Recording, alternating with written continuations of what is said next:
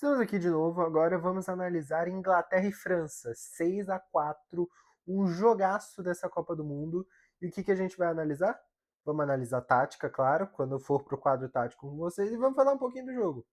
Então vamos começar, que foi a pelada, né? Foi um jogão de pelada, pelo amor de Deus. Foi os aposentados contra os casados, não sei se vocês estavam sabendo, era essa a dinâmica do jogo, por isso que foi 6-4. Brincadeiras à parte, que jogo divertido de assistir, né?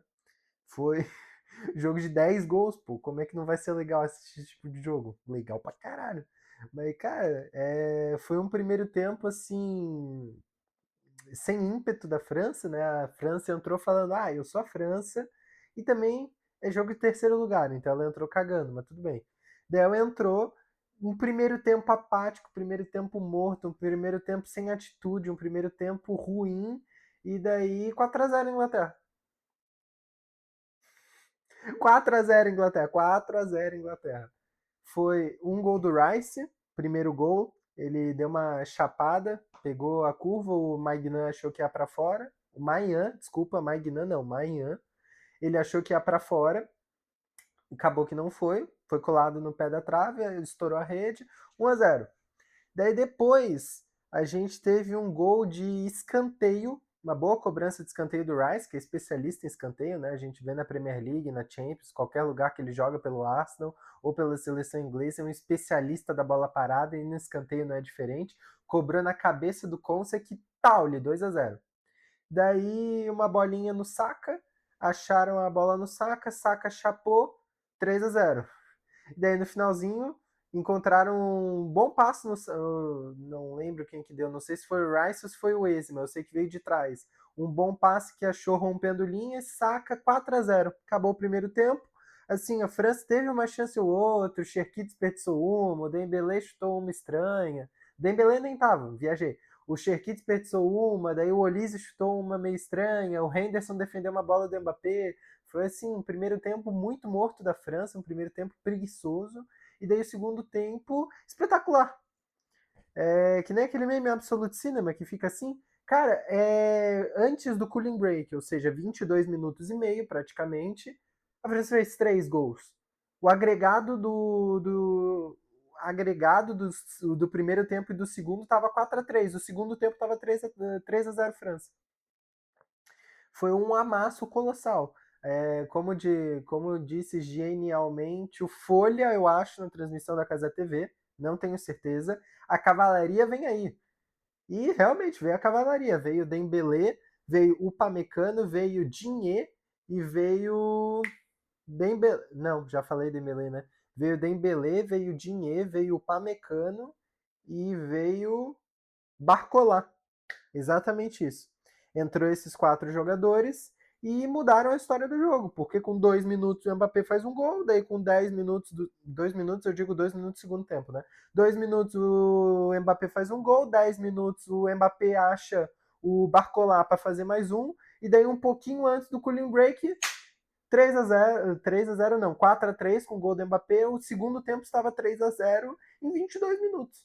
Aos 65 minutos, não tinha nem dado tempo, pá, daí no cooling break, foi um cooling break bem tenso, um cooling break, sim, que deu para ver o medo nos olhos do Tuchel, ele queria retrancar, ele tava, meu Deus, como eu quero segurar esse golzinho. Tava coçando a mão, tava se coçando. Mas daí ele falou, não, a seleção inglesa já quer me matar, o torcedor inglês já quer me matar, eu não tô conseguindo o resultado do meu jeito, vamos para cima? Botou Bellingham e Elliot Anderson, tirando o Eze e o. Quem foi o outro que ele tirou? Acho que ele tirou o Waze e o Morgan Rogers, não tenho certeza. E daí colocou, e a tática ficou assim, perfeita. O Bellingham subia e descia porque ele é um exímio box-to-box, e o Anderson um regista. Ele é o Rodri minimalista da Inglaterra, basicamente. Ele assim rege o jogo, controla subida e descida, ataque contra ataque, o caralho. E tava assim 4-3. Daí o o Bellingham acha uma bola no Rodgers. O Rodgers ele vai segurando. Não foi o Rodgers que saiu então, né? Não lembro. Não lembro quem saiu para entrar o Bellingham e o coisa, não importa. O Bellingham achou um lançamento longo lá no Rodgers, na ponta esquerda, e daí o Rodgers dominou, ele foi entrando, a defesa demorou um pouco para chegar, foi entrando, e o Spence fez a ultrapassagem. Na ultrapassagem, o Rodgers deu no Spence, e o Gusto, Malo Gusto, grande lateral reserva do Chelsea, deu um carrinho por baixo, só pegou o corpo do Spence, a bola já tinha ido, pênalti. Daí, quem que vai para a bola? Bukayo Saka, porque além de ser um exímio jogador, um bom cobrador de pênaltis e o craque da Inglaterra naquele momento do jogo, ele tinha 2 gols no jogo. Então, fazer o hat-trick, todo mundo quer ir para a torcida e fazer assim. Não exatamente assim, né? Mas quer levar a bola do jogo para casa, quer lutar pelo terceiro gol. Pô, tá maluco. Saca, é óbvio que ele queria fazer esse terceiro gol e ele foi lá e cobrou a penalidade. E daí, o jogo estava 5-3. Todo mundo pensou, essa virada da França não vai nem vir. A Inglaterra já fez o gol aqui, pá.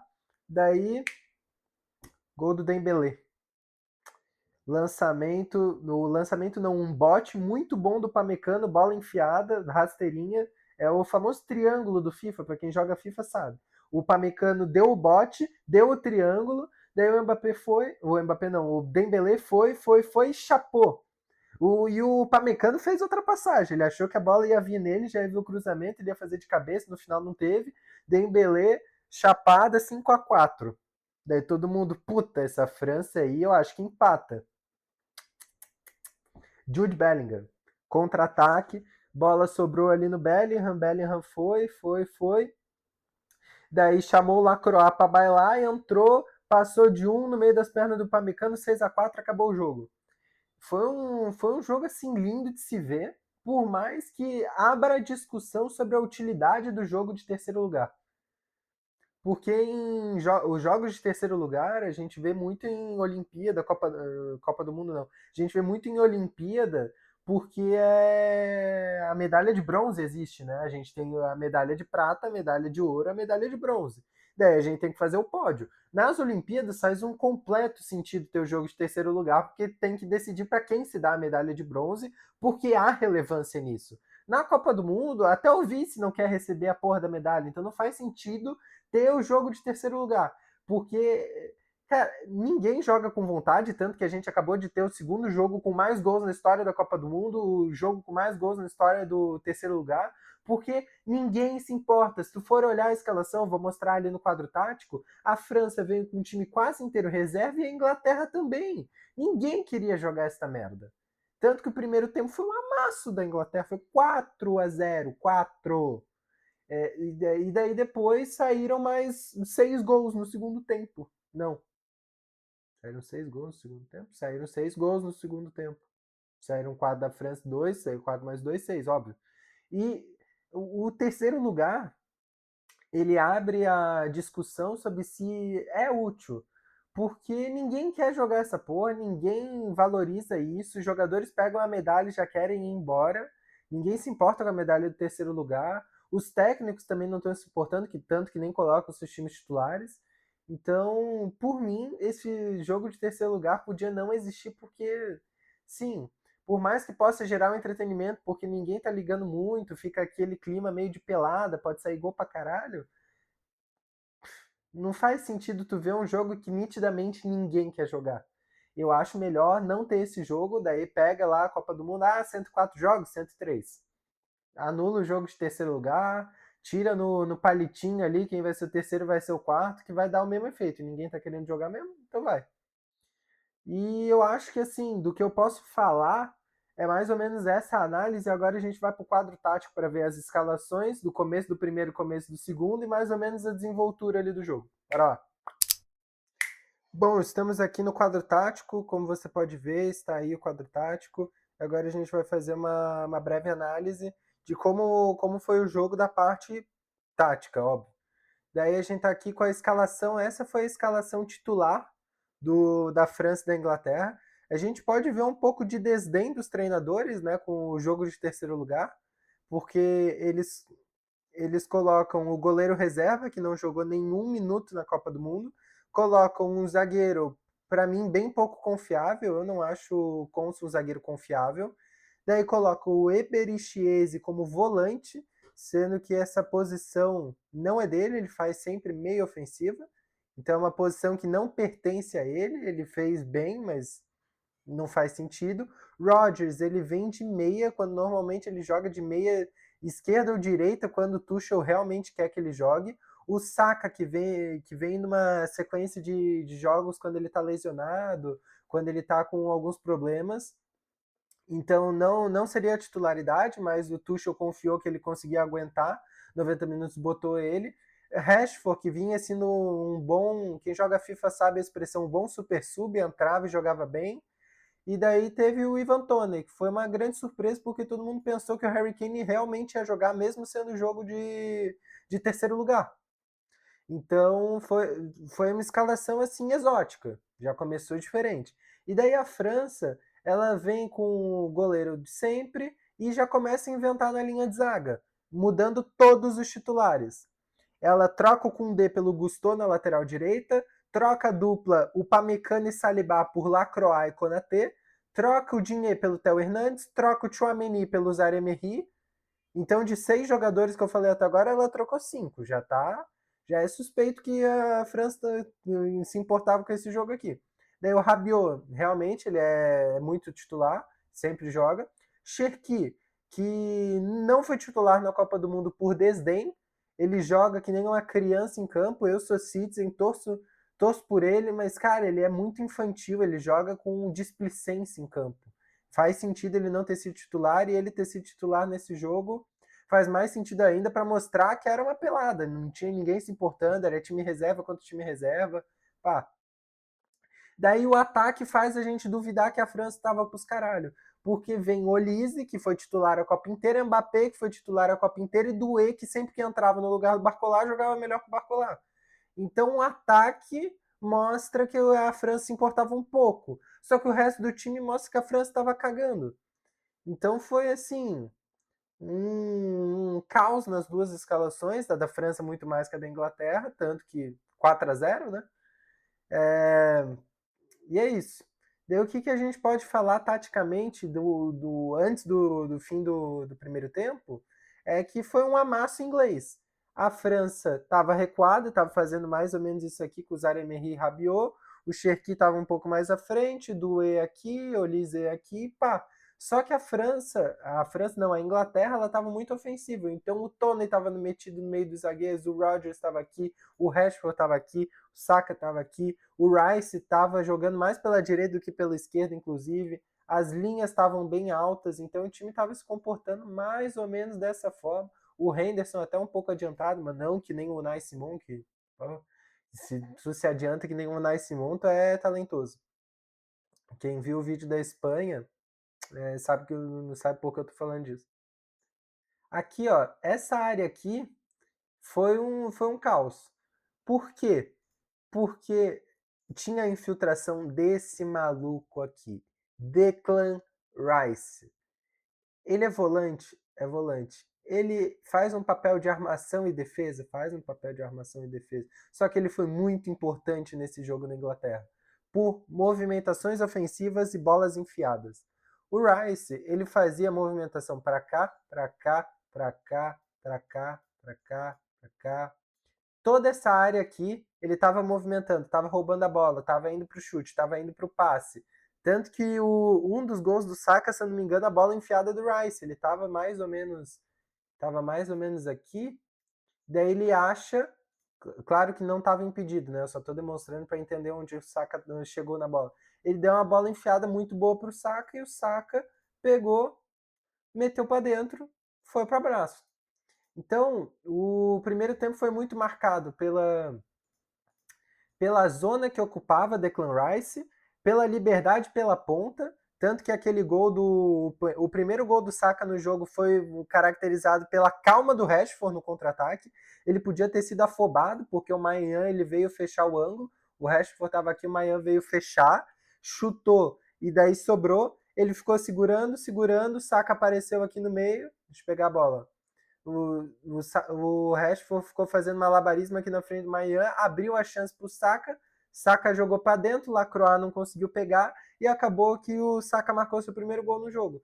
Então ficou muito marcado por movimentações ofensivas na Inglaterra, subidas do Saka, muitas subidas do Rashford, o Rice se movimentando por toda essa área aqui do meio-campo francês que estava bem bagunçado.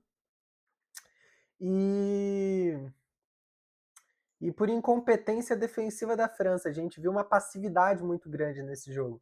E agora a gente vai para o segundo tempo para mostrar como a França estava jogando, que foi quando ela começou a jogar, né? Estamos aqui agora com a escalação do segundo tempo, quando veio a cavalaria. Quando veio a cavalaria, a gente pôs o time assim, porque esse é o rascunho. Esse foi as substituições na literalidade. Mas o que aconteceu taticamente nesse jogo foi mais ou menos isso aqui. O Mbappé começou a descer um pouco para armar. O Dembélé estava muito fechado junto com o Mbappé aqui, só que ele estava mais agudo, estava mais para frente. O Olise estava também bem avançado, estava fazendo as ultrapassagens toda hora, estava movimentando todo esse lado da área. O Barcola estava bem aberto também. E o Rabiot ele ficou quase como um camisa 10. O Zaire-Emery desceu e o Gusto e o Digne estavam muito altos. Então estava mais ou menos assim o time da França. Os dois laterais estavam muito abertos, muito distantes da linha defensiva. Os pontos estavam abertos e estavam muito agudos. O Mbappé desceu para armar. O Dembélé estava quase como centroavante e o Rabiot estava mais ou menos de camisa 10. Agora eu vou simular um lance aqui que acabou não sendo gol, mas é para mostrar como que estava a defesa da Inglaterra e como estava o ataque da França. Tava mais ou menos o time da França, assim, na jogada que eu queria falar em si, que a bola, ela tinha sido recuperada, se eu não me engano foi o Rodgers, e daí logo já veio o bote do Rabiot, a bola subiu pro Olise, desceu Dembélé, Mbappé, bola, Henderson agarra a bola. Mas o que eu tô querendo destacar é que a pressão da França estava muito alta. Sempre que, tipo, vamos dizer, o Rodgers pegou a bola, descia Mbappé, vinha o Rabiot, o Olise, mesmo sendo o Olise, fechava. Ou, ou se a bola viesse aqui para o Saka, Barcola descia, Dinheiro estava em cima, Rabiot estava do outro lado. Então a pressão francesa estava sufocante, porque eles entraram no jogo de verdade. Eles queriam empatar, queriam virar, queriam ampliar. Queriam ampliar, então o segundo tempo se marca por um jogo muito bom e por um jogo de domínio da França, porque foi quando a França entrou no jogo.